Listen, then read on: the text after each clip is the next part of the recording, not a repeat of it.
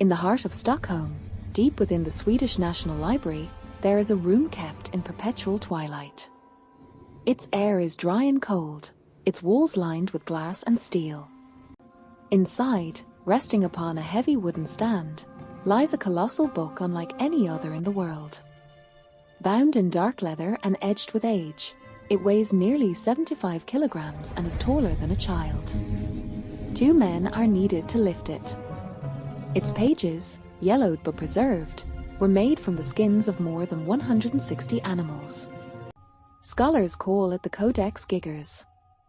The world knows it by another name, the Devil's Bible. The book is enormous, measuring 92 centimeters tall, 50 wide, and 22 thick. It contains 310 leaves of parchment, stretching across an area larger than any other surviving medieval manuscript. But what makes it infamous is not its size, it is the legend that surrounds its creation. 8 centuries ago, in the small Bohemian monastery of Podlace, a humble Benedictine community lived in prayer and silence. Among them was a monk named Herman the Recluse, remembered in whispers and myths. Some say he was a devoted man seeking isolation.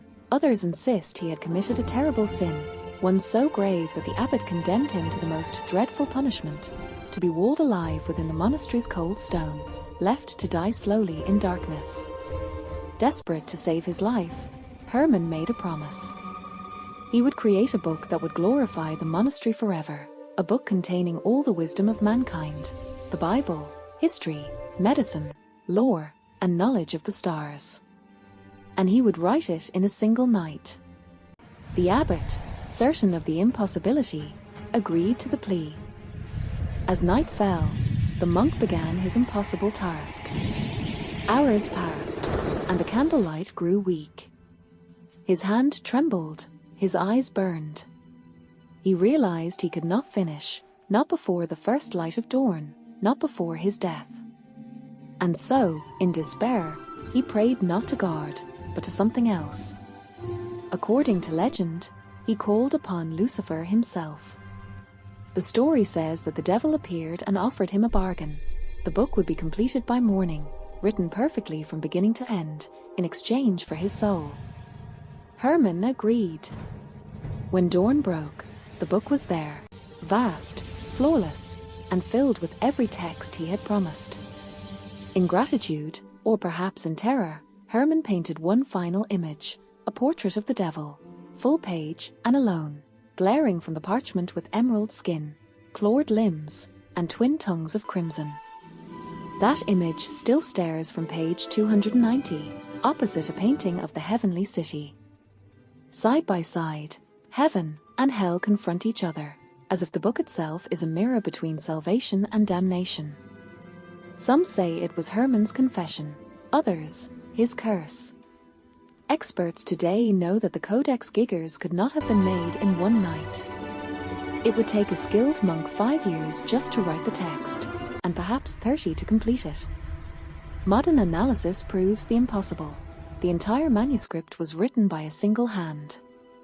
Every letter is identical in shape and ink, showing no sign of aging or fatigue. The writing remains perfectly steady, as though the author never slept, never aged, never changed.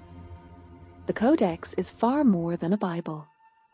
It holds the Old and New Testaments, ancient Jewish histories by Flavius Josephus, the encyclopedic works of Isidore of Seville, medical treatises, calendars, exorcisms, and even the history of Bohemia itself. 16 pages are missing.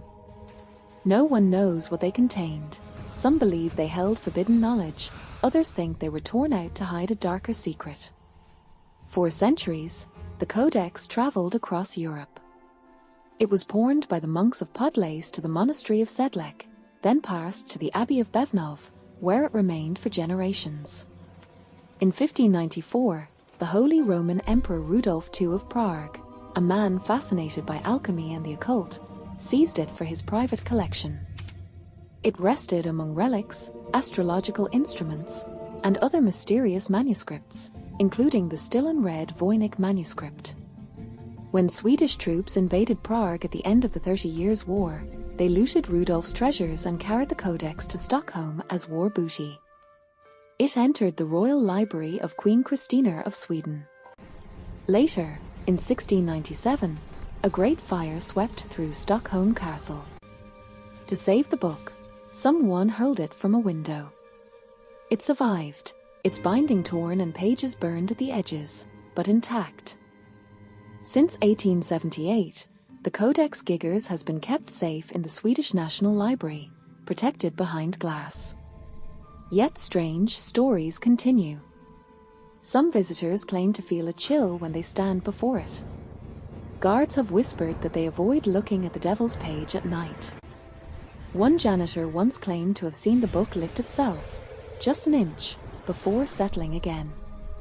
In 2007, after more than 3 centuries, the Devil's Bible returned briefly to Prague under heavy security.